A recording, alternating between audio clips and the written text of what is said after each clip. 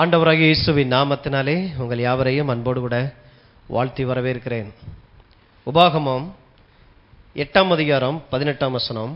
உன் தேவனாகிய கர்த்தரை நினைப்பாயாக, அவரே உன் பிதாக்களுக்கு ஆணையிட்டு கொடுத்த தம்முடைய உடன்படிக்கையை உறுதிப்படுத்தும்படி இந்நாளில் உனக்கு உண்டாயிருக்கிறது போல ஐஸ்வர்யத்தை சம்பாதிக்கிறதுக்கான பலனை உனக்கு கொடுக்கிறவர். இந்திய தேசத்தில் நம்ம வாழ்ந்து கொண்டிருக்கிறோம். எல்லா விதமான பொருளாதார நெருக்கடி, குறைவான தாழ்ச்சியான சில சவால்கள் பண விஷயத்தில். ஆனால் எவ்வளவோ நம்ம முயற்சி செய்து பார்த்தோம், நாம் எதிர்பார்க்கக்கூடிய அந்த ஒரு உயர்வு, அந்த ஒரு வெற்றி இல்லாத ஒரு சூழ்நிலையில் ஒரு கட்டத்துக்கு வந்துடுறோம். நம்ம தலை எழுத்து, விரலுக்கேற்ற வீக்கம், கிடைச்சதை வச்சு திருப்தி ஆகணும். இதெல்லாம் இந்த உலகம் நம்மை சுற்றி இருக்கக்கூடிய சூழ்நிலைகளால் நமக்குள்ளாக வந்திருக்கக்கூடிய எண்ணங்கள். ஆனால் தேவனுடைய வார்த்தைக்குள்ளே போனோம் அப்படின்னா, தேவனுடைய வார்த்தை வேறு ஒரு காரியத்தை நமக்குள்ளே சொல்லிக் கொடுக்குது. ஒரு மனிதனுடைய வாழ்க்கையில், பண விஷயத்தில், பொருளாதாரத்தில் திருப்தி அடைந்த ஒரு வாழ்க்கை வாழ்வதை தேவன் விரும்புகிறார். வெறும் திருப்தி மாத்திரமல்ல, நிறைவோடு கூட இன்னும் மிச்சம் எடுக்கக்கூடிய அளவில். அதனால தான் தேவனுடைய எண்ணங்கள் நம்முடைய எண்ணங்களை புதிதாக்கிக்கிட்டே இருக்கணும். ஒருவன் தேவனுடைய எண்ணங்களோடு கூட தன்னுடைய எண்ணத்தை இணைக்கும் பொழுது அந்த இடத்துல மிகப்பெரிய ஒரு அற்புதம் நடக்க ஆரம்பிக்குது. ஆண்டவராக பார்த்து ஏதாவது கட்டி நம்ம மேலே போட்டுற மாட்டாரான்னு சொல்லி காத்துட்டு இருக்கிறது இல்லை. கொடுக்குற தெய்வம் கூரைய பிச்சுக்கிட்டு கொடுத்துரும். அதனால தெய்வமாக பார்த்து இப்போ பொறுப்பை தெய்வத்து மேலே போட்டுறாங்க. இப்படி சொல்லி கடவுள் கொடுக்கணும்னு நினச்சா எப்படினாலும் கொடுத்துருவார். அவர் எப்படினாலும் கொடுத்துருவார். அவர் எப்படி கொடுக்குறாருங்கிறது தெரிஞ்சு அந்த அறிவுக்குள்ளே வளர்ந்து அது அந்த பாதையில், அந்த நேர்கோட்டில் போய் நிற்கும் பொழுது தானே அதை கொடுக்கும் பொழுது நான் ஏற்றுக்கொள்கிற மாதிரி இருக்கும். அதனால தான் அவரை அறிகிற அறிவினாலே கிருபையும் சமாதானமும் உங்களுக்கு உண்டாக கடவுது. அவரை அறிகிற அறிவினாலே. அந்த தெய்வம் யாரு, எப்படி தர்றார்? இந்த பூமியில குறைவு, தாழ்ச்சி, வேதனை, எல்லா விதமான போராட்டங்களும், ஒரு படி ஏறி போனோம்னாக்க 10 படிக்கு கீழே இறக்குற அளவுக்கான ஒரு பொறாமை நிறைந்திருக்கிற அந்த உலகத்துக்குள்ள ஒருத்தன் பணத்துக்காக தான் காலையிலிருந்து சாயங்காலம் வரைக்கும் ஓடுறோம். ஆனா அந்த பணத்தை குறித்து தெய்வம் என்ன நினைச்சிட்டு இருக்கிறாரு?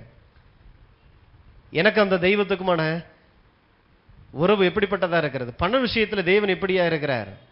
ஐஸ்வர்யத்தை சம்பாதிப்பதற்கான பலனை கொடுக்கிற உன் தேவனாகிய கர்த்தரை நினைப்பாயாக. ஏன் இவ்வளவு குறைவும் சாபமும் தரித்திரமும் நிறைந்திருக்கிற இந்த உலகத்துல ஒரு மனித முயற்சிக்குள்ள தேவன் எதிர்பார்க்கக்கூடிய ஐஸ்வர்யத்துக்குள்ள உங்களால வர முடியாது. ஆகையினாலதான் அவர் தன்னுடைய பலனை, தன்னுடைய ஆசீர்வாதத்தை, தன்னுடைய ஆற்றல், திறமையை உங்க கை மேல வைக்கிறார். சாத்தான் பார்த்து கொண்டு வருகிறோம். நீங்க நினைச்சாலும் ஏழையாக முடியாத அளவுக்கு ஒரு உடன்படிக்கை உங்க தலைமையில இருக்குது. ஆமே. நீங்க எதிர்பார்த்தாலும், நீங்க நினைச்சாலும் உங்களால ஏழையாக முடியாத. அதனாலதான் வேதம் ரொம்ப அவசியம். இப்படிப்பட்ட காரியம்லாம் உள்ள இருக்குதா? என்னால இப்படிலாம் ஒரு வாழ்க்கை வாழ முடியுமா? அதனாலதான் கடவுளை குறித்ததான அறிவு நமக்கு ரொம்ப ரொம்ப அவசியம்.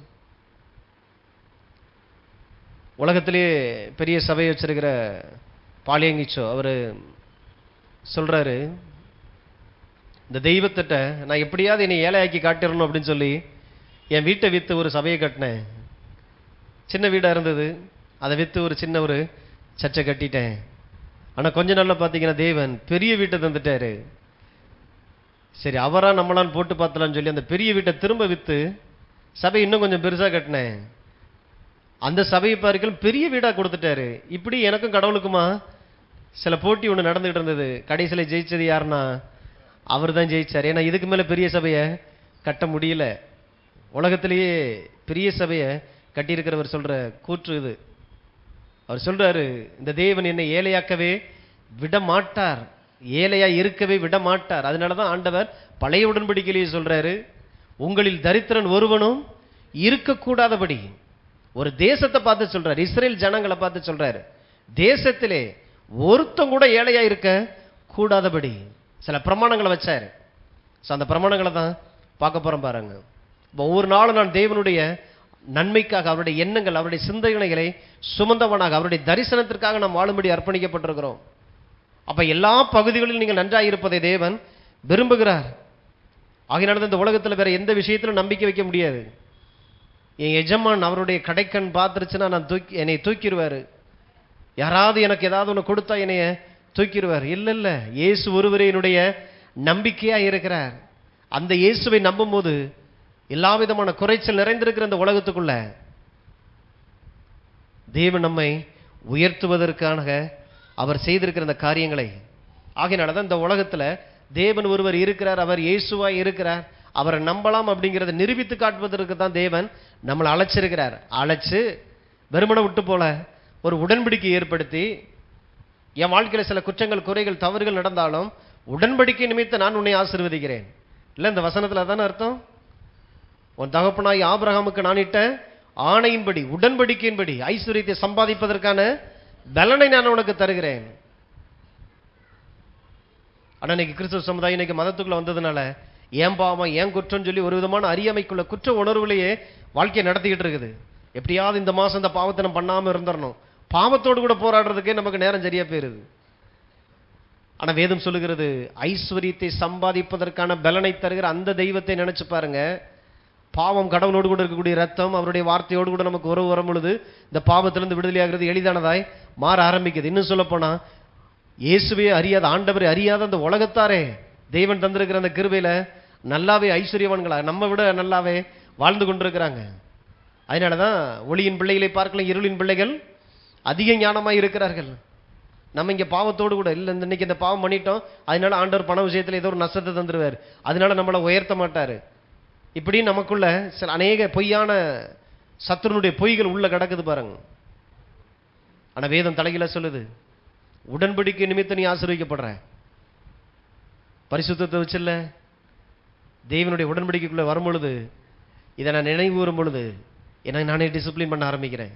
ஐஸ்வர்யம் தேவன் எதிர்பார்க்கக்கூடிய அளவுக்கு என் வாழ்க்கையில உள்ள வருவதற்கு என்னை நான் ஒழுங்குபடுத்துகிறேன். அப்ப என்னுடைய கையின் பிரயாசம், என்னுடைய தொழிலை ஆசீர்வதிக்கிற கர்த்தர் ஒருத்தர் இருக்கிறார். கர்த்தாவே, நான் உம்மை நினைத்து பார்க்கிறேன், அந்த தெய்வத்தை நினைச்சு பார்க்கிறது. பாவத்தை மன்னிச்ச தெய்வம் நல்லது, சுகத்தை தந்த தெய்வம் நல்லது, தேவன் என்னை விடுதலையாக்குகிறார், சிறை இருப்பிலிருந்து மீட்டு கொண்டார், எல்லாத்தையும் நம்பிடுறோம். ஆனா ஐஸ்வர்யத்திலும் கர்த்தர் என்னை ஆசீர்வதிக்கிற தேவன், என் கையின் பிரயாசங்கள் எல்லாவற்றிலும் அவருடைய கரம் கூட இருக்கிறது. கர்த்தாவே, நான் அந்த தெய்வத்தை நான் நினைச்சு பார்க்கிறேன். அதனாலதான் உன் கர்த்தராகிய தேவனை நினைப்பாயாக. எந்த தெய்வத்தை?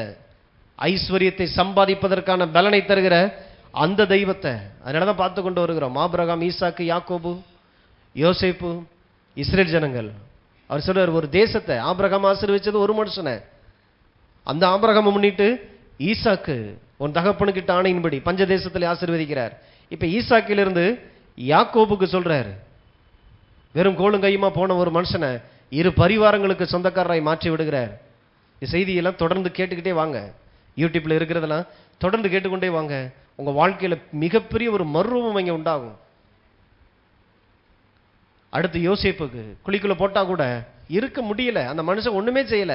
ஆனா அவன் மேல இருக்கக்கூடிய இந்த உடன்படிக்கையினுடைய அந்த ஆசீர்வாதம் எல்லா இடங்களிலும். போத்திபார் வீட்டில் அடிமையை போனா இருக்கிறதுலே பெஸ்டான அடிமையாகிறாரு, அவார்டு கொடுத்தா. சிறைச்சாலைக்குள்ள போனா அங்க பாத்தீங்கன்னா அங்கே பெஸ்டா மாறுறாரு. அங்கிருந்து வெளியில எடுத்தா தேசத்திலேயே பெஸ்டான ஒரு ராஜா சொல்றான், விவேகத்தையும் ஞானத்தையும் ஆவியை பெற்ற உன்னை போல இந்த உலகத்துல தேடி பார்த்தாலும் யாரும் இல்லப்பா. என்ன செய்யுது? வெளியில பாக்குறதுக்கு விவேக ஞானம் தெரியுது, ஆனா அண்டர் கிரவுண்ட்ல பாத்தீங்கன்னா மேல இருக்கக்கூடிய உடன்படிக்கை, ஆபிரகாமுக்கு ஆண்டவரிட்ட அந்த உடன்படிக்கை அவ்வளவு வலுவானது. இன்னைக்கு அந்த ஆசீர்வாதங்களுக்கு நாம் சொந்தக்காரலா இருக்கிறோம். இப்ப யோசேப்பின் மூலமாய் ஒரு தேசம் உருவாக்கப்படுகிறது. இஸ்ரேல் தேசமே உள்ள வருது. யாக்கோபினுடைய சந்ததியெல்லாம் வந்து 70 பேர் வந்து 30 லட்சம் ஜனங்களுக்கு மேல ஆயிட்டாங்க. இப்போ ஒரு தேசத்தையே உடன்படிக்கையின் சந்ததி, அந்த ஆபிரகாமோடு கூட பண்ணின அந்த உடன்படிக்கை ஒரு தேசத்தை இப்ப ஆசீர்வதிக்குது. ஆண்டவர் யாத்திரை 3 லட்சம் ரூபாய். நீங்கள் போகும்போது வெறுமையாய் போவதில்லை. பஸ்கா அனுசரிக்கிறாங்க. அன்னைக்கு ராத்திரி எல்லாரும் வீட்டு கதவை தட்டு, நீ தட்டும் பொழுது வெள்ளியும் பொன்னையும் கேட்டு வாங்குன்றார். அவர்கள் கண்களில் தேவன் தயவு கிடைக்க பண்ணார். புறப்பட்டு போகும்போது அவர்கள் வெள்ளியோடும் பொன்னோடும் புறப்பட்டு போனார்கள். எவ்வளவு பெரிய தேவன்! தனிப்பட்ட மனுஷன் ஆசீர்வச்சலாம், ஏதோ அவங்க பெத்த பிள்ளைகளை ஆசீர்வச்சலாம், ஒரு தேசத்தை ஆசீர்வதிக்க முடியுமா? அட்டயத்துல ஒரே நாள்ல ஒரு தேசத்தையே தேவன் ஆசீர்வதித்தார். ஆகையினாலதான் நீங்கள் தேடி வந்திருக்கிற தெய்வம் அப்படிப்பட்டவர். உங்க வாழ்க்கையில் இருக்கக்கூடிய சின்ன சின்ன தேவைகள், கடன்கள், பிரச்சனைகள் தேவனை ஒரு நாளும் அசைத்து பார்க்க முடியாது. அதனாலதான் உங்க மேல இருக்கக்கூடிய உடன்படிக்கை நம்புங்க. உங்க சூழ்நிலையோடு கூடவே அதனாலதான் இந்த தெய்வத்தை எண்ணி நல்லா துதிக்க பழகுங்க. உங்க வாழ்க்கை ஒருவேளை தாழ்ந்த நிலையில இருக்கலாம், கடன்ல இருக்கலாம், தரித்திரத்தில் இருக்கலாம், விடுதலை யாருக்கு வழியே இல்லைன்ற மாதிரி இருக்கலாம். கர்த்தாவை, நான் உம்மை நினைத்து பார்க்கிறேன். என்னுடைய குறைச்சலின் மத்தியில, என் வாழ்க்கையில் இருக்கக்கூடிய எல்லாம் அறியாமை, இருள், பலவீனங்களுக்கு மத்தியில ஐஸ்வர்யத்தை சம்பாதிப்பதற்கான பலனை தருகிற கர்த்தரை நான் நினைத்து பார்க்கிறேன். இந்த ஜனங்களை ஆண்டவர் வெள்ளியோடும் பொன்னோடும் புறப்பட பண்ணார். வனாந்தரத்தில் பார்த்துட்டீங்கன்னா இப்ப ஆசரிப்பு கூடாரம் கர்த்தருக்காக கட்டும்படி மோசைக்கு ஆண்டவர் கட்டளையிடுறார். எதையும் கொண்டு வரல. அப்ப சுத்தி இருக்கிற 30 லட்சம் ஜனங்கள்கிட்ட கேட்டு வாங்கு, உற்சாகமாய் கொடுக்கிற இடத்துல மாத்திரம் வாங்கு அப்படின்றார். தேவன் ஒருவரை ஆசீர்வதிக்கிறார், அளவில்லாமல் ஆசீர்வதிக்க போகிறார்னா பின்னால ஒரு நோக்கம் இருக்குது. அந்த காரியத்தை அவன் செய்வான், என் வேலையை அவன் செய்து முடிப்பான் அப்படின்னு சொல்லிதான் ஆண்டவர் அந்த வேலையெல்லாம் நம்பி தேவனுடைய ஜனங்களுக்குள்ள கொடுக்கிறாரு. போய் பார்லிமெண்ட்ல சொல்லுங்கன்னு சொல்லல, ஏன் தேவைக்காக என் ஜனத்தை எனக்கு கொடுக்கும்படி, உற்சாகமாய் கொடுக்கும்படி கேட்டு வாங்க அப்படின்றார். அப்ப அந்த தேவனுடைய கூடாரம், ஆசரிப்பு கூடாரம் கட்டுறதுக்காக ஜனங்களிடத்துல அவர் கேட்கிறாரு. கேட்டா அங்க பெரிய பிரச்சனை என்னன்னா, போதும் இதுக்கு மேல கொடுக்க வேணாம், வைக்கிறதுக்கு இடம் இல்ல, மிச்சமானதை கொண்டு வந்துட்டீங்கன்னு சொல்லக்கூடிய ஒரு ஆசீர்வாதமான ஒரு பிரச்சனை இங்க வந்தது. வேண்டிய மட்டும் மனப்பூர்வமாய் வாஞ்சையோடு கூட, ஏன்னா அவங்க நினைச்சு பார்க்கறாங்க தங்களுக்கு இது எப்படி வந்தது. ஒரு நாள் ராத்திரியில வாழ்நாள் முழுவதும் அடிமைத்தனத்தில் சிக்கி கிடந்த நமக்கு எப்படிப்பட்ட காரியம் இதெல்லாம் நடந்தது, இதெல்லாம் எப்படி சாத்தியம் நினைச்சு பார்த்து நன்றி நிறைந்த இருதயத்தோடு கூட ஆண்டவருடைய அந்த கிரியைகளை நினைச்சு பார்த்து அவங்க அதெல்லாம் செஞ்சாங்களாம். கொண்டு வந்து கொடுக்கும் பொழுது மோசே சொன்னார், போதும். எவ்வளவு பெரிய இல்ல ஆண்டவரே, அப்படிப்பட்ட ஒரு ஊழியத்தை எனக்கு தந்ததற்காக ஸ்தோத்திரம். போதும், இதுக்கு மேல வேண்டாம். ஏன் இன்னைக்கு வேற மாதிரி ஆயிடுச்சு. சபை கட்டுறதுக்குள்ள இன்னைக்கு வீட்டுக்கு வீடு ஒரு உண்டியில கொடுத்து சபை ஆலயம் கட்டுவதற்காக அந்த உண்டியில நிரப்பிட்டு கொண்டு வாங்கன்ற அளவுக்கு இன்னைக்கு ஏன் மாறி போனது? காரணம், ஐஸ்வர்யத்தை சம்பாதிப்பதற்கான பலனை தருகிற கர்த்தரை பேசல, வெளிப்படுத்தல, ஜனங்களுக்குள்ள அதை காட்டல. இவன் இறுக்கி பிடிச்சிடுறான். காணிக்கை அப்படின்னாலே யாரும் பறிச்சுட்டு போயிடுவாங்களோ. ஐஸ்வர்யத்தை சம்பாதிப்பதற்கான பலனை கொடுக்கிற கர்த்தர். அப்ப இது தெரியாதனால இன்னைக்கு ஜனங்கள் என்ன நினைக்கிறாங்கன்னா, நான் கஷ்டப்பட்டு சம்பாதிச்சு ரத்த வேர்வை சிந்தி கொண்டு வந்ததை கொடுக்கணுமோ, அப்படி ஆயிருது. அதுக்கு பின்பாக இருக்கிற ஆசீர்வாதம், கர்த்தருடைய கரம், அதனுடைய வல்லமை, உடன்படிக்கை, இதை குறித்து எந்த அறிவும் இல்லாத இருக்கும்போது மனுஷன் எல்லாத்தையுமே தனக்குரியது, இதை நான் கஷ்டப்பட்டேன், நான் வேதனைப்பட்டேன், நான் சம்பாதிச்சது, ஏன் நெத்தி வேர்வை சிந்தினது, ஏன் பிரயாசம். போவம் 8:17 என் சாமர்த்தியமும் என் கை பலனும் இந்த ஐஸ்வர்யத்தை எனக்கு சம்பாதித்தது என்று நீ உன் இருதயத்தில் சொல்லிக் கொள்ளாமலும் இருக்க எச்சரிக்கை. இது உலக மனுஷங்களுக்கு இல்லை, ஏன்னா உலக மனுஷன் அதான் சொல்லுவான். ஆனா தேவ பிள்ளைகளுக்கு ஆண்டவர் சொல்றாரு, என்னுடைய கையின் பிரயாசம், என்னுடைய சாமர்த்தியம், அதுதான் இதை கொண்டு வந்துருச்சுன்னு சொல்லிடாத. ஏன்னா இன்னையிலிருந்து என்னுடைய உடன்படிக்கை உன் மேல, இந்த செய்தியை கேட்டுக்கிட்டு இருக்கும் போதே என் உடன்படிக்கையிலிருந்து நான் உன்னை ஆசீர்வதிக்கிறேன், என் கிருபை இது. அதனால ரொம்ப கவனமா இரு. ஏன்னா இந்த இடத்துல வரும் பொழுது அந்த பெருக்கம் அந்த இடத்தோட ஸ்டாப் ஆகுது. தேவனுடைய கரத்திலிருந்து எடுக்கப்பட்டு என் கரத்தை உள்ள வச்சிடுறேன். ஒன்றுமில்லாமல் இருக்கும்போது ஒரு மனிதன் இதை விசுவாசிக்கும் போது அவன் வாழ்க்கையில் நடக்கக்கூடிய மிகப்பெரிய அற்புதமும் மாற்றமுமா இருக்கிறது. ஏன் கையின் பிரயாசம். ஆமா, நீங்க ஓடலாம், நீங்க உழைக்கலாம், நீங்க பெரிய அப்படி ஸ்மார்ட்டா இருந்து எல்லாத்தையுமே நீங்க சம்பாதிச்சு கொண்டு வரலாம். ஆனா எல்லாவற்றுக்கு பின்பாக கர்த்தருடைய ஆசீர்வாதம் என் மேல இருக்குதுங்கிறத ஒருத்தன் உணர்ந்து இதை செய்யும் பொழுதுதான் தேவன் சொன்ன இந்த காரியங்கள் எல்லாம் நம்ம வாழ்க்கையில் பலிக்க ஆரம்பிக்குது. இடங்கொள்ளாமல் போக மட்டும் நான் உன்னை ஆசீர்வதிக்க மாட்டேன் என்று என்னை சோதித்துப்பார், சோதித்துப்பார். எச்சரிக்கையாயிரு. எச்சரிக்கையா என்னது? டேஞ்சர்னு சொல்லி இந்த மின் கம்பத்துலலாம் பார்த்தீங்கன்னா, டிரான்ஸ்ஃபார்ம்லாம் டேஞ்சர்னு சொல்லி இந்த மண்டை விட்டுக்குறி இருக்குல்ல, என்னது அதுக்கு என்ன அர்த்தம்? அபாயம், தொற்றாத, தொட்ட நீயும் இப்படி ஆயிருவ. எச்சரிக்கையாயிரு அப்படின்னா பரலோகம் ஒரு காரியம் சொல்லுதுன்னா கொஞ்சம் ஆழமாக அந்த அளவுக்கு சிந்திச்சு பாருங்க.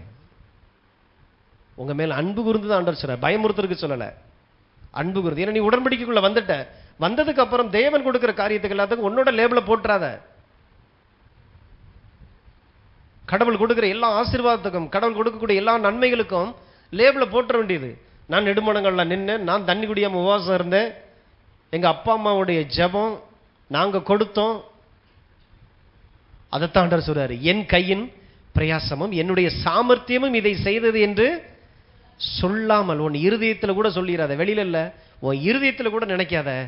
எச்சரிக்கையாயிரு, மண்டவட்டுக்குரிய போட்டுக்க, எச்சரிக்கையாயிரு, கவனமா இருன்றார். ஏன்னா அடுத்துதான் சொல்றாரு, உன் தேவனாகிய கர்த்தரை, அதை நினைக்கிறதுக்கு பதிலாக உன் தேவனாகிய கர்த்தரை நின, அவரே ஐஸ்வர்யத்தை சம்பாதிப்பதற்கான பலனை கொண்டு வந்தவர். அப்ப எவ்வளவு பெரிய தவறு பண்ண பாக்குறோம். கடவுளுடைய பேர் இருக்கிற இடத்தை அழிச்சிட்டு அதுல நம்ம பேரை எழுதும் பொழுது அது எவ்வளவு பெரிய டேஞ்சர் ஆயிருது. அதைத்தான் சொல்றாரு. இல்லப்பா, நீ எழுதுறது எனக்கு கூட சந்தோஷம்தான், ஆனா அதுக்கு நீ நிக்கணும் உன்னால. அதனால என் நாமத்துக்கு பின்னால ஓடி ஒளிஞ்சுக்க.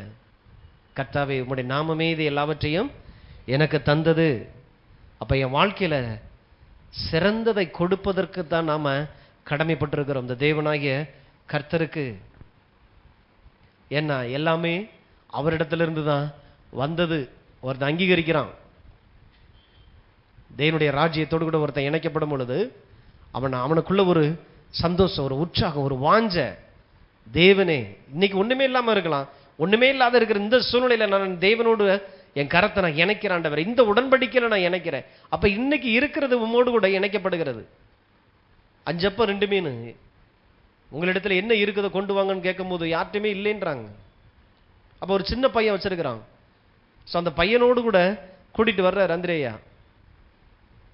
அந்த சிறுவன் இயேசுவோடு கூட அந்த உடன்படிக்கையில் இணைகிறான் பாருங்க. ஆசீர்வதிச்சு பெருக்கி கொடுத்து 5000 பேர் இங்க சாப்பிட்டு மிச்சம் எடுக்கிறாங்க. மிச்சம் 12 கூட கொடுத்தது 5 அப்பம் 2 மீன். இந்த 12 கூட இப்ப எங்க போயிருக்கோம்? எங்க போயிருக்கோம்? அதான் உடன்படிக்கை, அதான் உடன்படிக்கை. எத்தனை பேர் இறுக்கி கட்டிக்கிட்டு இருந்தானோ தெரியாது, ஆனா அந்த ஒரு சிறுவன் திறந்து கொடுத்தான் பாருங்க. இந்த தெய்வத்தை நம்பி, இந்த இயேசுவை நம்பி நீங்கள் என்னவெல்லாம் செய்தீர்களோ அத்தனைக்குமான கைமாறு திருப்பி பரலோகத்தினால் உங்களுக்கு கொடுக்கப்படுகிறதா இருக்கிறது. ஆமே, நம்பலாம், இந்த தெய்வத்தை நம்பலாம். உலகம் பார்த்தீங்கன்னா நிறைய பேசும், ஆனா தேவனுடைய வார்த்தையிலிருந்து ஆண்டவர் நமக்கு வெளிப்படுத்துகிறார். ஐஸ்வர்யத்தை சம்பாதிப்பதற்கான பலனை அவரே நமக்கு தருகிறார். 1 நாளாகமம் 29 அதில் பார்த்தீங்கன்னா தாவீது தன்னுடைய சிறு பிராயம் முதல் வாழ்ந்த வாழ்க்கையிலிருந்து இன்னைக்கு எவ்வளவு பெரிய வாழ்க்கைக்குள்ள வந்திருக்கிறார் அப்படிங்கிறத காட்டுறாரு. என்னவெல்லாம் அவர் தனிப்பட்ட ரீதியில் அவர் கொடுத்திருக்கிறார் அப்படிங்கிறத காட்டிட்டு 3வது வசனத்தில் இப்ப சொல்றாரு, இன்னும் என் தேவனுடைய ஆலயத்தின் மேல் நான் வைத்திருக்கிற வாஞ்சையினால் பரிசுத்த ஆலயத்திற்காக நான் சபதரித்த அனைத்தையும் தவிர எனக்கு சொந்தமான பொன்னையும் வெள்ளியையும் என் தேவனுடைய ஆலயத்திற்கென்று கொடுக்கிறேன். பண விஷயத்துல தேவனுடைய கரம் கூட இருக்கிறத நாம அனுபவிக்கும்படி ஆண்டவர் நம்மளை திருப்தியை ஆசீர்வதிக்கிறார். திருப்தியா நம்மளுக்காக எல்லாவற்றையும் செய்து மிச்சம் எடுக்கத்தக்கதான அந்த எல்ஷடாய் அப்படிங்கிற அந்த தேவன் நமக்காக தன்னை அவர் அப்படியாய் வெளிப்படுத்த போதுமானதற்கும் மிகவும் அதிகமான தேவன், அதான் எல்ஷடாய். அந்த தேவன் தன்னை எப்படி வெளிப்படுத்தும் பொழுது ஒரு நோக்கத்துக்காகவே ஆண்டவர் எல்லாவற்றையும் செய்கிறார். உன்னை நம்பலாம், இந்த உலகத்துல என் காரியத்துக்காக, என்னுடைய வேலைக்காக உன்னை நான் நம்புறேன். இதான் அந்த உடன்படிக்கையினுடைய சாராம்சம். தாவீது பார்த்தீங்கன்னா சாதாரண ஆடு மேய்த்து கொண்டிருந்த எனக்கு கர்த்தாவே என்னை ராஜாவாக்கி, எனக்கு நல்லா தெரியும் இன்னும் வயசாகும் பொழுதும் இன்னும் என் கூட ஆடு மேய்ச்சிட்டு இருக்க எல்லாரும் அதே ஆடுக்கு பக்கத்துல தான் படுத்து நடக்கிறான். நான் இன்னைக்கு அரண்மனையில படுத்திருக்கிறேன். என் தேவன் எங்கே இருந்து என்னை நீர் எங்கே கொண்டு வந்திருக்கிறீர். நன்றி நிறைந்த அந்த ஒரு இருதயம், வாஞ்ச, நான் வைத்திருக்கிற வாஞ்சையினால், என் தேவனுடைய ஆலயத்தின் மேல் நான் வைத்திருக்கிற வாஞ்சையினால். எல்லாரும் மனப்பூர்வமா கொடுங்க, மனப்பூர்வமா கொடுங்கன்னா, மனப்பூர்வமா கொடுங்கன்னு சொல்றதுனால மனப்பூர்வம் வராது. கர்த்தர் யார்? அவருக்கு உங்களுக்கு என்னப்பட்ட எப்படிப்பட்ட உறவு இருக்குது? பண விஷயத்துல தேவன் உங்களை எப்படிலாம் வச்சிருக்கிறார், இது உங்களுக்கு விளக்கி காட்டும் பொழுதுதான் உங்களுக்குள்ள அந்த விசுவாசம், அந்த உடன்படிக்கை, அந்த ரத்தத்தினுடைய அந்த வல்லமை வேலை செய்ய ஆரம்பிக்கும் போது நீங்களே ஒத்துக்கொள்ளக்கூடிய அளவுக்கு ஒரு பெருக்கம் உங்களுக்குள்ள வரும் பொழுது, கர்த்தாவே இது எனக்குரியது அல்ல, நானும் என் குடும்பம் என் வீட்டார் எல்லாரும் திருப்தியான மட்டும் நாங்கள் சாப்பிட்டு நாங்கள் திருப்தியா இருக்கிறோம், மிச்சத்தை எடுத்து பார்த்தீங்கன்னா நான் சவதரித்து வைத்திருக்கிறேன் சொல்றாங்க. ஏறக்குறைய பார்த்தீங்கன்னா 450 கோடின்றாங்க. அவங்க கொடுத்த தங்கத்தினுடைய விலை மாத்திரம், வாஞ்ச கொடுத்தது.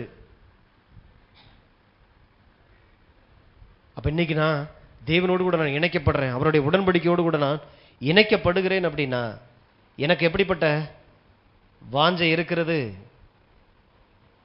சாதாரண ஒரு ஆட்டு மேய்ப்பன் ஆண்டவரை துதிக்கிறான், பாடுறான், புகழ்றான், உயர்த்துறான். அது மாத்திரமல்ல, மனப்பூர்வமாய். அப்ப இந்த மனப்பூர்வம் எப்போ வரும்?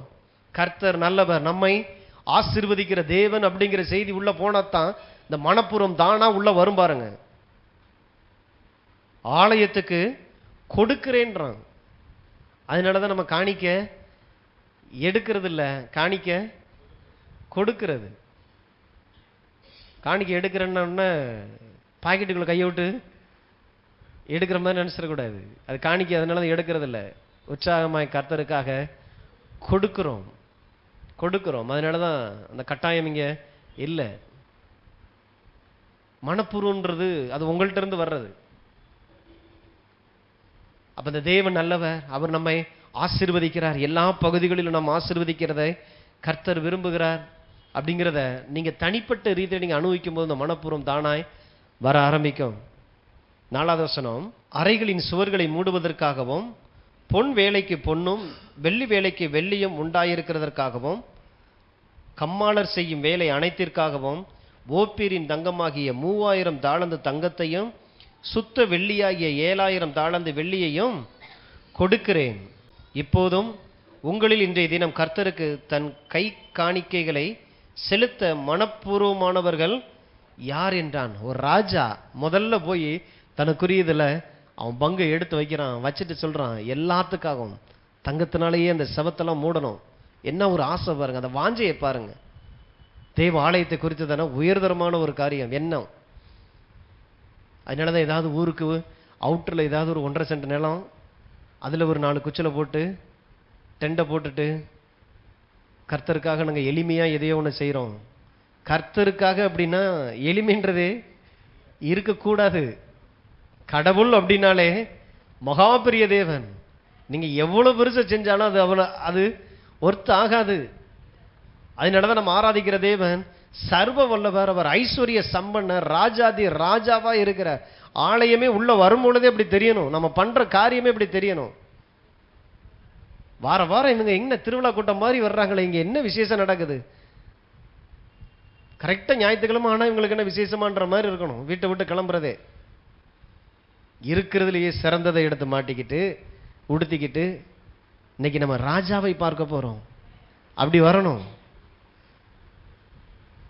அதனாலதான் தேவன் யாருங்கிற அந்த உலகத்துக்கு நம்ம வெளிப்படுத்துறோம்.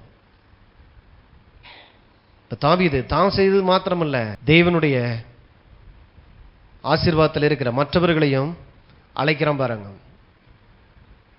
தேவனுடைய இருக்கக்கூடிய இந்த இடத்தை தங்கத்தாலேயே மூடுறான். தங்கத்தின் வேலைக்காக தங்கத்தை போல இருக்கக்கூடிய கவரிங் இல்லை, தங்கத்தின் வேலைக்காக தங்கத்தையும் வெள்ளி வேலைக்காக வெள்ளியையும். சும்மா ஐம்பொன்னை வச்சு அப்படி மூடி ஓகே தங்க மாதிரி இருக்குதா இல்ல, தங்கத்தையே. ஏன்னா அந்த தேவன் இதை பார்க்கலாம் பெரியவர். நான் எங்க கடந்த என்னை எங்க கொண்டு வந்திருக்கிறார், இவரை நான் கொண்டாடாம இவருக்கு நான் செய்யாம நான் வேற எதை நான் செய்யறது? அந்த தெய்வத்தை நம்ம அனுபவிக்கணும் பாருங்க. எப்பயுமே பார்த்தீங்கன்னா அந்த குறுகுன எண்ணம் உள்ளவங்க, அவருக்கு நம்ம 10% கொடுக்கிறதா, தசமபாகம் அப்படின்னாலே 10% கொடுக்கிறதா? 10% கொடுத்தாதான் கர்த்தர் உங்களை ஆசீர்வதிப்பார்னா நிச்சயமா வேதம் அப்படி சொல்லவே இல்லை. 100% ஏற்கனவே உனக்கு கொடுத்திருக்கிறார். அங்கிருந்து பார்க்கிறது 100% கொடுத்த தேவனுக்கிட்ட தானா அந்த 10%. அது என்னுடைய அர்த்தம் என்ன? ஆண்டவரே ராப்பகலா இதற்காக நான் ஓடுனேன், பிரயாசப்பட்ட எல்லாம் பண்ணேன், ஆனா எல்லாவற்றுக்கும் பின்பாக உங்களுடைய கரம் என்னோடு கூட இருந்தது, உங்களுடைய உடன்படிக்கை என்னோடு கூட இருந்தது. அதனுடைய வெளிப்பாடு தான் நான் கொண்டு போய் தேவ சமூகத்தில் வைக்கும்போது என் ஆற்றலை, என் திறமையை, இதற்காக நான் பட்ட பிரயாசங்கள் எல்லாவற்றையுமே உங்களுடைய பாதத்தில் வைக்கிற ஆண்டவரே. அதனால தான் கொடுக்கறது அப்படிங்கிறது, கடவுள் ஏதோ விழுந்து கிடக்கிறாரு, ஜிஹெச்சில் படுத்து கிடக்கிறாரு, இந்த ஹார்லிக்ஸும் ஆப்பிளும் வாங்கிட்டு போகிறவங்களுக்கு உண்டான ஒரு மனநிலை இருக்கும் பாருங்க. ஐயோ பாவம், நம்ம போய் கொடுத்துடணும், ஏதாவது வாங்கிட்டு போயிடணும்.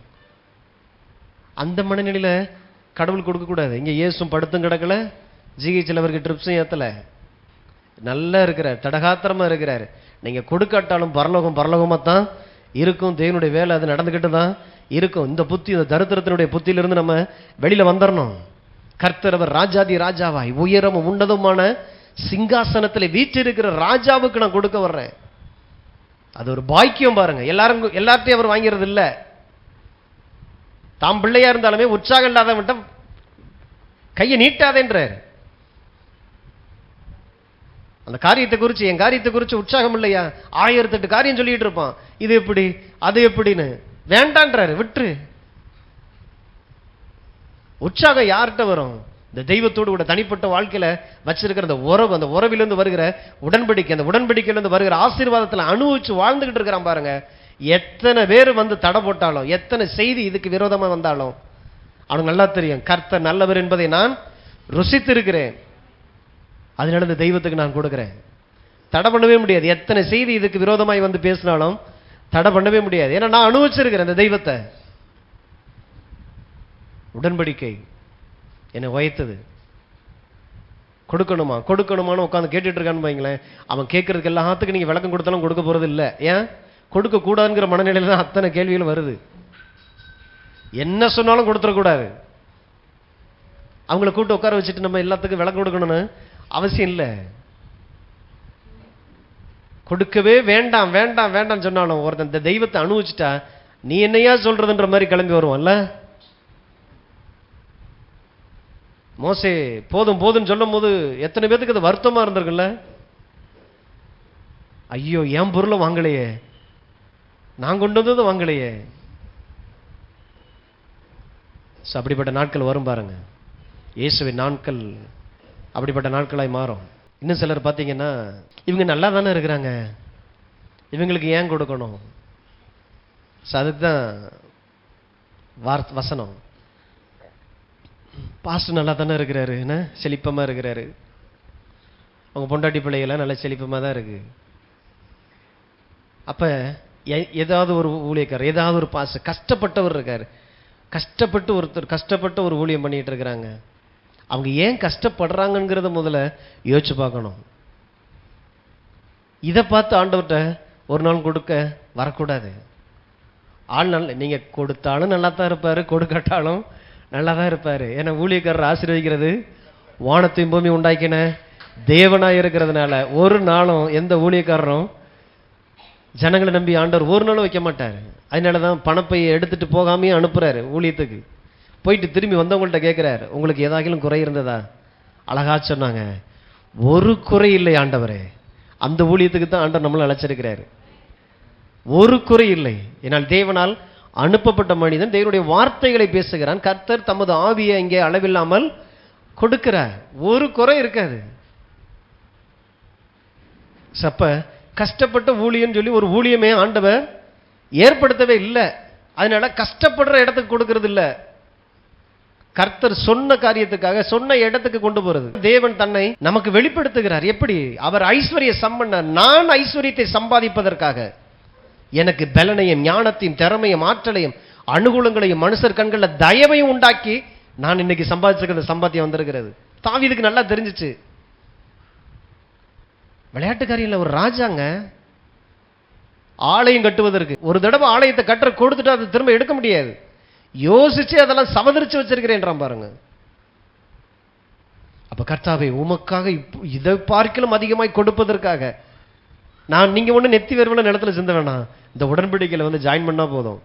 ஆண்டவரே இந்த ரத்த உடன்படிக்கை எனக்குள்ள வேலை செய்யட்டும், விட்டு கொடுக்கிற ஆண்டவரே. இதிலிருந்து வருகிற அந்த பெருக்கம், இதிலிருந்து வருகிற ஆசீர்வாதங்கள் உடைய ராஜ்யம் கட்டப்படுவதற்கும் உடைய சபை கட்டப்படுவதற்குமாக மிச்சமாய். 5வது வசனம், இப்போதும் உங்களில் இன்றைய தினம் கர்த்தருக்கு தன் கை காணிக்கைகளை செலுத்த மனப்பூர்வமானவர்கள் யார் என்றான். அப்பொழுது வம்சங்களின் பிரபுக்களும் இஸ்ரவேல் கோத்திரங்களின் பிரபுக்களும் 1000 பேருக்கு அதிபதிகளும் 100 பேருக்கு அதிபதிகளும் ராஜாவின் வேலைக்காரராகிய பிரபுக்களும் மனப்பூர்வமாய் தேவனுடைய ஆலயத்து வேலைக்கு 5000 தாலந்து பொன்னையும் 10000 தங்க காசையும் 10000 தாலந்து வெள்ளியையும் 18000 தாலந்து வெண்கலத்தையும் 1,00,000 தாலந்து இரும்பையும் கொடுத்தார்கள். யார் கையில் ரத்தினங்கள் இருந்ததோ அவர்கள் அவைகளையும் கர்த்தருடைய ஆலயத்து பொக்கிஷத்திற்கென்று கெர்சோனியனான எகியலின் கையிலே கொடுத்தார்கள். இப்படி மனப்பூர்வமாய் கொடுத்ததற்காக ஜனங்கள் சந்தோஷப்பட்டார்கள். உத்தம இருதயத்தோட உற்சாகமாய் கர்த்தருக்கு கொடுத்தார்கள். தாவீது ராஜாவும் மிகவும் சந்தோஷப்பட்டான். இதுதான் நம்மளுடைய பட்ஜெட். வாசிச்சுட்டு இருக்கோம். ஆமே, இது தேவனுடைய ராஜ்யத்தினுடைய பட்ஜெட். தேசம் போடுற பட்ஜெட் வேற. ஏதாவது வராதா, நமக்கு ஏதாவது வந்துடாதான்னு. இங்க வேற. எவ்வளவு கொடுத்திருக்கிறோம் தேவனுடைய ராஜ்யத்திற்காக. கர்த்தர் எங்களை ஏற்கனவே எல்லா ரீதியிலும் நன்றாக ஆசீர்வதித்திருக்கிறார். நாங்க எவ்வளவு கொடுத்திருக்கிறோம். இப்ப இந்த இதுல பேர்லாம் வருது பாத்தீங்களா, ஒவ்வொரு குடும்பத்துடைய பட்ஜெட் அது வரும். இயேசுவின் நாமத்தினால இனிமே நின்று வாசிக்கணும். இயேசுவின் நாமத்தினால ஒவ்வொரு குடும்பத்தில இருந்து வருகிற அந்த பட்ஜெட் உரைகள் இப்படிதான் ஒவ்வொரு வருஷத்தோட முடிவுல வாசிக்கப்படணும். பாருங்க, எவ்வளவு சந்தோஷமா இருக்கு பாருங்க. நல்ல வேலை, ஆண்டவர் நம்மளுக்கு இந்த தேசத்தோடு கூடவே நம்மளை ஒட்டி வைக்கல. நம்முடைய குடியிருப்போ பரலோகத்தில் இருக்கிறது. தேவனோடு கூட உடன்படிக்கை இருக்கு. பண விஷயத்துல பட்ஜெட்னா நமக்கு என்ன தருவாங்கன்னு கர்த்தாவே நிறைய நீர் கொடுத்திருக்கிறேன், கொடுக்கறதுல ஒரு போட்டி வருது பாருங்க. யார் யார் எவ்வளவு கொடுத்தாருன்னு சொல்லி. இது எந்த கோயிலுக்கு கொடுத்துட்டு இந்த கல்வெட்டுல இந்த 501 601 சொல்லி இந்த கல்வெட்டில் எழுதி வைக்கிற அந்த கேஸ் இல்ல. இதெல்லாம் பக்கத்திலே வர முடியாது. அவ்வளவும் பல கோடிகளை தாண்டி போயிட்டு இருக்குது. ஆண்டவர் பேசுறாருன்னா பெரிய ஏதோ ஒரு நோக்கத்துக்காக பேசிட்டு இருக்கிறார். விசுவாசத்தோடு கேட்கிறவங்க, அதை ரிசீவ் பண்றவங்க, கர்த்தாவே அதுல என் பேரும் வரணும். தாவீதை தவிர அதுல இருக்கிற யாரையும் நமக்கு குறித்து தெரியாது. ஆனா தாவீது எவ்வளவு உண்மையா அதுல எழுதி வச்சிருக்கிறார் பாருங்க. 100க்கு அதிபதி, 1000க்கு அதிபதி, யார் கையில கொடுக்குறாங்க அவர் பேரு, ரத்தினங்களை கலட்டி போட்டவங்க பேர்லாம் எழுதி வச்சிருக்கிறேன். ஸோ இவன் கொடுத்தது மனப்பூர்வமாய் கொடுத்தான். மற்றவர்களும் இதை செய்யும்போது சந்தோஷப்பட்டான் பார்க்கிறோம். இப்ப தேவனுடைய இருதயம் எப்படி இருக்குது? அப்போஸ்தலர் நடபடி 13:22. பின்பு அவர் அவனை தள்ளி தாவீதை அவர்களுக்கு ராஜாவாக ஏற்படுத்தி ஈசாயின் குமாரனாகிய தாவீதை என் இருதயத்திற்கு ஏற்றவனாக கண்டேன், எனக்கு சித்தமானவைகளை எல்லாம் அவன் செய்வான் என்று அவனை குறித்து சாட்சியும் கொடுத்தார். எந்த இடத்துல அந்த சாட்சி வருது பாருங்க. எனக்கு சித்தமானவைகளை எல்லாம் செய்வான். கர்த்தர் சொன்ன வேலையை செய்யக்கூடிய ஒரு திராணி உள்ள ஒரு மனுஷனுக்கு ஆண்டவருடைய இருதயத்துல இடம் இருக்குது பாருங்க. முதல்ல அதுக்காகவே விசுவாசிக்கணும். அவர் உன்னை சொன்னார்னா போய் செய்யணும்ல, செய்யறதுக்கு ஏதாவது இருக்கணும்ல. ஆனா இன்னைக்கு என்ன ஆயிடுச்சுன்னா, அந்த மதம் கர்த்தருக்காக நாங்கள் தாழ்ந்து இருக்கிறோம், பசியாய் இருக்கிறோம், பட்டினியாய் இருக்கிறோம், நிர்வாணத்துல கிடக்கிறோம், கர்த்தருக்காக நாங்கள் வியாதியில கிடக்கிறோன்றதுல மிகப்பெரிய இவங்களை கொண்டாடிக்கிறாங்க. இவங்களை தான் கர்த்தருக்கு ஏதோ ரொம்ப பிடிக்குதுன்ற மாதிரி. ஆனா வேதம் தலைகளை சொல்லுது, எனக்கு சித்தமானவைகளை எல்லாம் அவன் செய்வான். அப்ப செய்யக்கூடிய அந்த இருதயம் அவன்கிட்ட இருக்கிறதுனால அந்த இருதயத்தை கர்த்தருடைய இருதயம் பிடிச்சதுதான் இருக்குது. இன்னைக்கு நான் செய்ய கடவுள் ஒன்று சொல்றாரு, ஆனா செய்யறதுக்கு எனக்கு வழியே இல்லைன்னா, அப்ப ஏற்கனவே அதை நான் விசுவாசிக்கிறோம். அந்த தெய்வத்தை, எனக்கு ஐஸ்வர்யத்தை சம்பாதிப்பதற்கான பலனை தருகிற அந்த தெய்வத்தை ஒவ்வொரு நாளும் நான் நோக்கி பார்க்கிறேன். அந்த தெய்வத்தோடு கூட ஒரு உறவு வைக்கிறேன். அவரை நான் விசுவாசிக்கிறேன், நம்புறேன். தரித்திரம் நிறைந்திருக்கிற, குறைவு தாழ்ச்சி நிறைந்திருக்கிற அந்த உலகத்துக்குள்ளாக இப்படிப்பட்ட ஒரு தேவன் இருக்கிறார்ங்கிறதை என் வாழ்க்கையின் மூலமாய் நான் வெளிப்படுத்தி தேவனுடைய காட்சி பொருளாகவே இந்த பூமியில் இருக்கிறேன். அவர் சித்தத்திற்கு கொடுத்து கனம் பண்ணுகிறான் பாருங்க. அப்ப கர்த்தரை இந்த உலகத்திற்கு தூக்கி காண்பிக்கக்கூடிய ஒரு மனுஷனை கர்த்தருடைய இருதயம் தேடிக்கிட்டு இருக்கு. தம்மை பற்றி உத்தம இருதயத்தோடு இருக்கிற இடத்திலே தம்முடைய முழு வல்லமை வெளிப்படுத்தும்படி தேவனுடைய கண்கள் பூமி எங்கும் உலாவிக் கொண்டிருக்கிறது. ஏன் யாருமே இல்லையா? தேடுறாராம் தம்மை பற்றி உத்தம இருதயம்.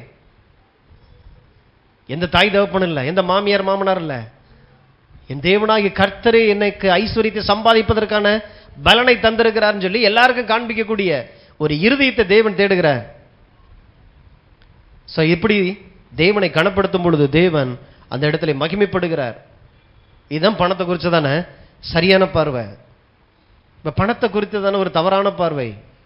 யோவான் சுவிசேஷம் 12ஆம் அதிகாரம் 3 இருந்து அப்பொழுது மரியாள் விலையேற பெற்ற களங்கமில்லாத நலதம் என்னும் தைலத்தில் ஒரு ராத்தல் கொண்டு வந்து அதை இயேசுவின் பாதங்களில் பூசி தன் தலைமயிரால் அவருடைய பாதங்களை துடைத்தாள். அந்த வீடு முழுவதும் தைலத்தின் பரிமளத்தினால் நிறைந்தது. அப்பொழுது அவருடைய சீசரில் ஒருவனும் அவரை காட்டிக் கொடுக்க போகிறவனுமாகிய சீமோனுடைய குமாரனாகிய யூதாஸ்காரியோத் இந்த தைலத்தை 300 பணத்திற்கு விற்று தரித்திரருக்கு கொடாமல் போனதென்ன என்றான்.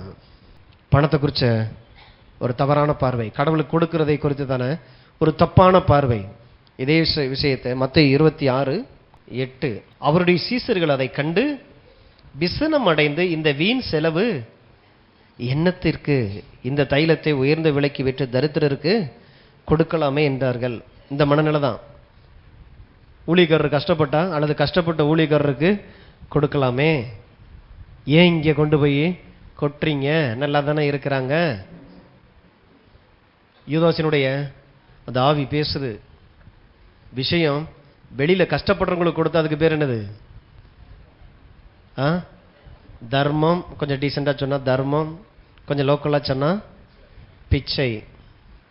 எந்த தேவனுடைய மனுஷனும் கடவுள் ஒரு நாளும் பிச்சை எடுக்க தர்மம் எடுக்க விடுறது இல்லை, விட மாட்டார். சிங்க குட்டிகள் தாழ்ச்சி அடைந்து பட்டினியாயிருக்கும். கர்த்தரை தேடுகிறவர்களுக்கோ ஒரு நாளும் ஒரு நன்மையும், கண்டுபிடிச்சவங்களுக்கு இல்லை தேடுறவங்களுக்கே அப்படி கொடுப்பார். ஆனால் தேடி கண்டுபிடிச்சு அவர் இந்த உலகத்துக்கு வெளிப்படுத்துற அவருடைய ஊழியக்காரரை, அதனால ஊழியக்காரங்களை குறித்து தப்பான பார்வையெல்லாம் வந்துடக்கூடாது.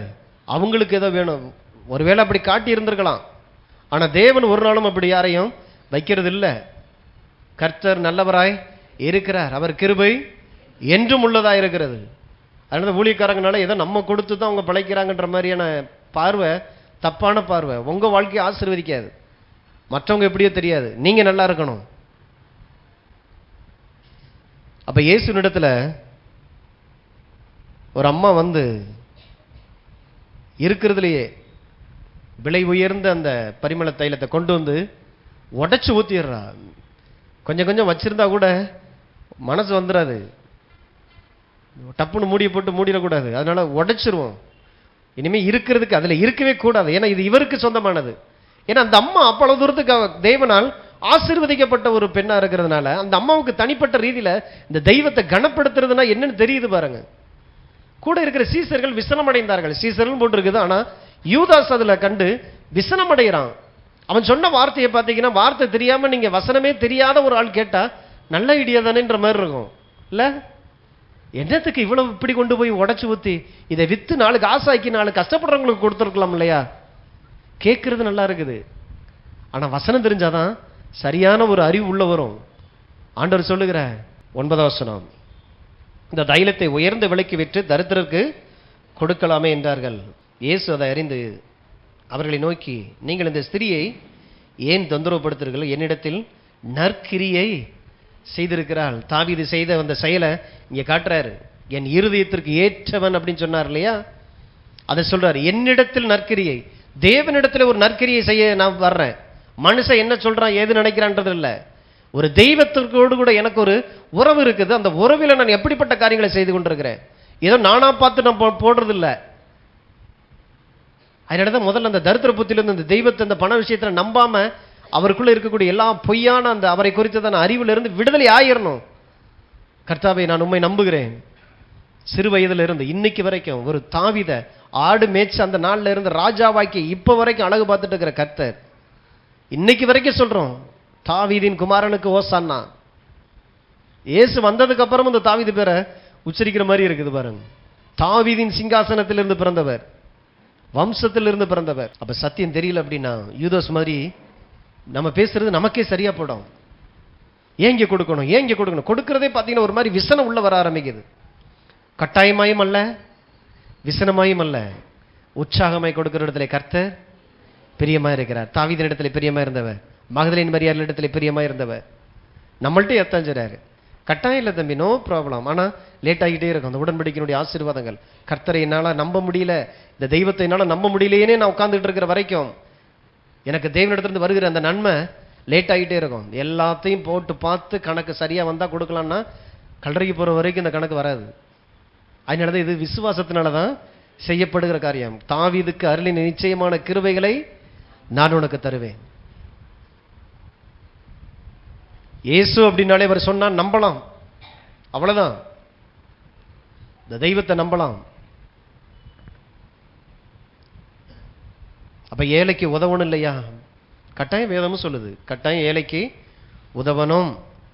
ஆனா கர்த்தரை கனம் பண்ணுகிறது வீண் அப்படிங்கிறது பொய்யானது, தப்பானது. கர்த்தரை கனம் பண்ணுகிற நேரத்தில் போயிட்டு அது ஏழைக்கு உதவி இருக்கலாம் இல்லையா?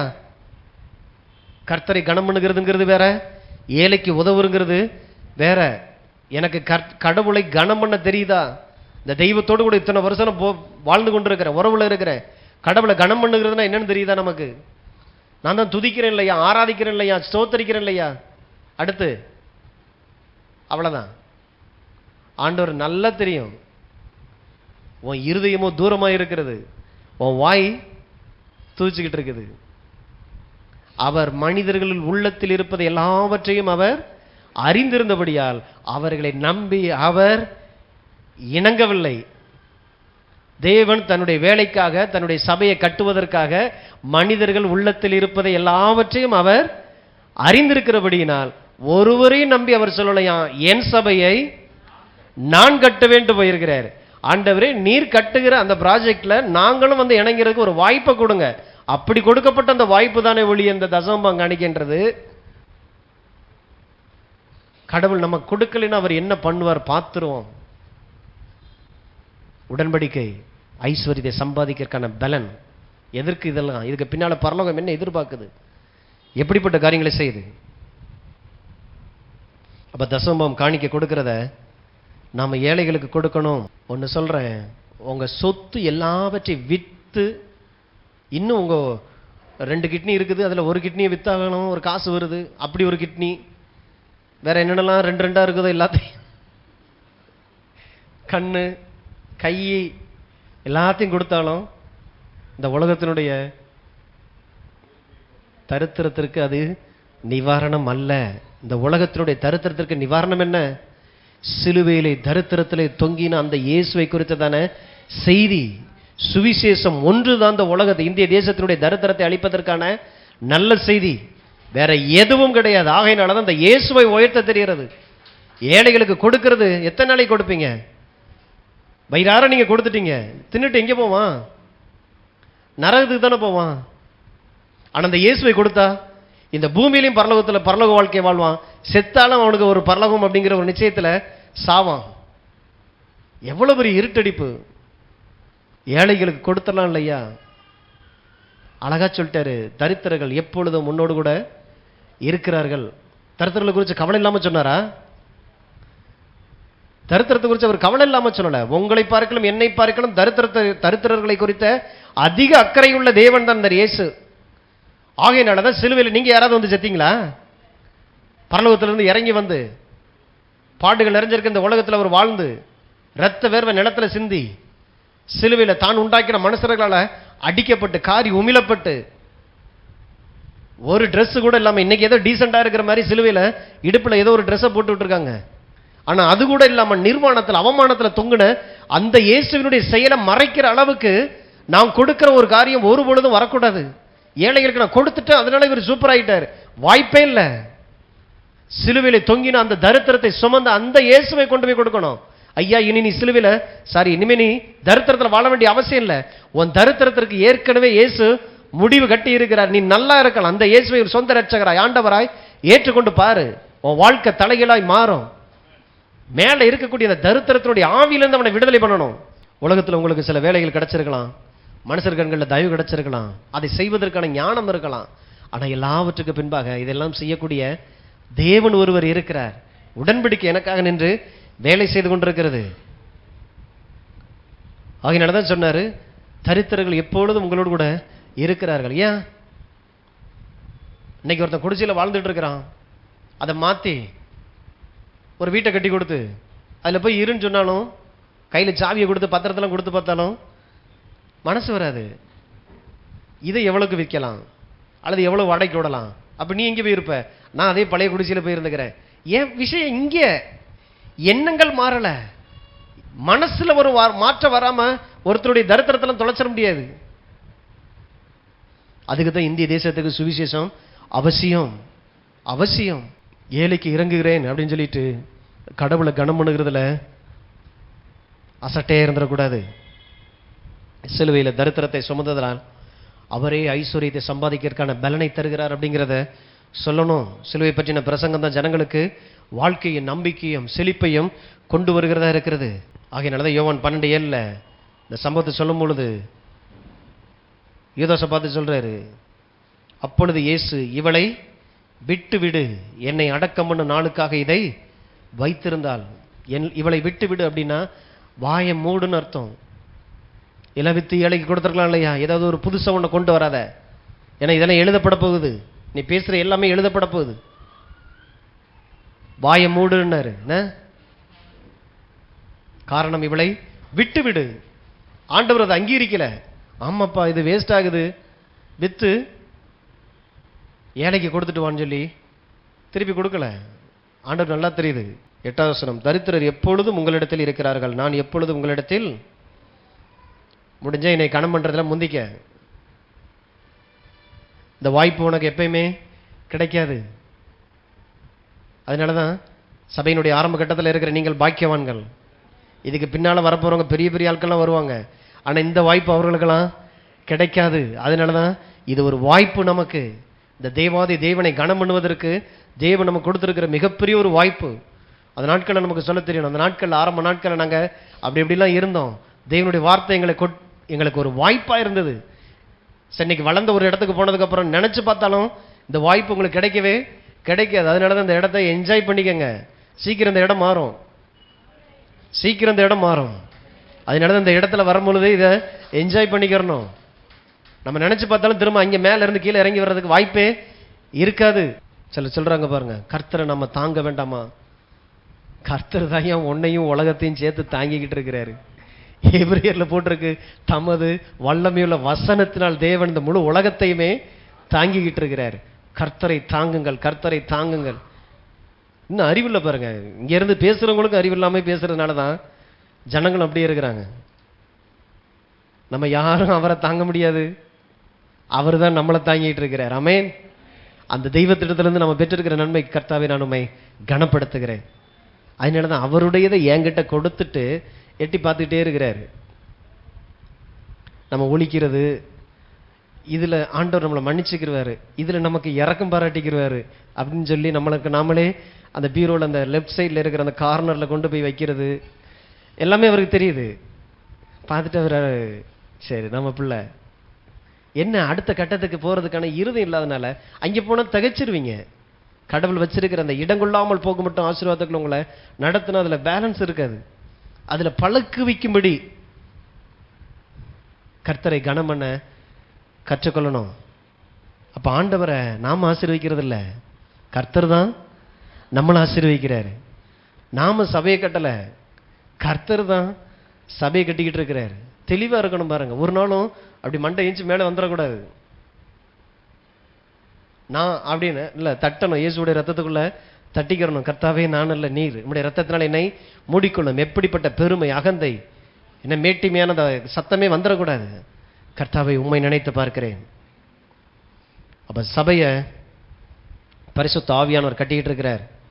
அப்ப நாம கொடுக்கிறதுனுடைய அர்த்தம் என்ன? நீதிமொழிகள் 3:9, உன் பொருளாலும் உன் எல்லா விளைவின் முதற் பலனாலும் கர்த்தரை கனம் பண்ணு. அப்ப கொடுக்கிறதுன்னு என்னது?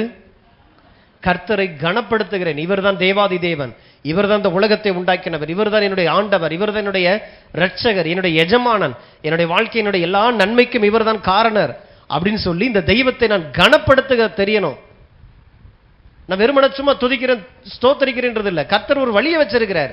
கனம் பண்ணதுன்னா என்ன? இந்த ஒரு காரியத்துக்காக ராப்பகலா நீ ஓடிக்கிட்டு இருக்கிற, அந்த ஓடிக்கிட்டு இருக்கிற காரியத்தை என் தேவ சமூகத்தில் கொண்டு வந்து வைக்கும் போது தேவனை நான் கனப்படுத்தேன். கர்த்தாவே இது எனக்கு முக்கியம் இல்லை, ராப்பகலா நான் ஓடினாலும் எனக்கு பின்பாக இருக்கிறது கிரியை செய்த உம்முடைய உடன்படிக்கை, உம்முடைய கரம், உம்முடைய ஆசீர்வாதம், அதுதான் இதை எல்லாவற்றையும் சம்பாதிக்க எனக்கு உதவி செய்தது. அதற்கான அந்த கனப்படுத்துறதுக்கான வெளிப்பாடு தான் இதை. கர்த்தரை கனம் பண்ண தெரிகிறது. எப்படி கனம் பண்ணணுமா?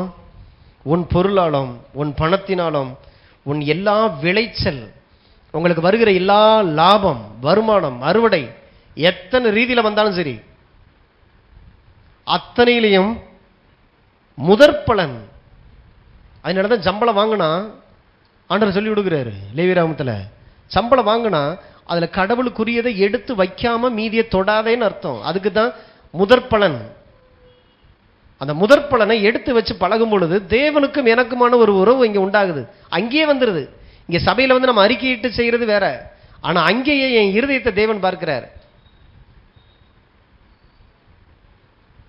ஒரு 100 ரூபாய் எனக்கு ஒரு லாபம் வருது அப்படின்னா அதுல தேவன் எங்க இருக்கிறார்? கர்த்தாவே, இதை சம்பாதிப்பதற்கான பலனை தந்தது நீர், இது உம்முடைய கிருபைன்றதை நான் ஒத்துக்கிற ஆண்டவரே. உங்க இருதயம் விசாலப்படும். நாளைக்கு பல லட்சங்கள் கோடிகளுக்குள்ள போகும்போது சபலம் வராது. யூதாஸ் மாதிரி இது அப்படி பண்ணிடலாம் இப்படி பண்ணலாம், கடவுளுக்கு ஏதோ ஒரு கணக்கு காட்டிடலாம், வராது. தாவீது மாதிரி மனப்பூர்வமாய் வாஞ்சையாய். அதனாலதான் தாவீது என் இருதயத்திற்கு ஏற்றவன், எனக்கு சித்தமானவைகளை எல்லாவற்றையும் அவன் செய்து முடிப்பான்.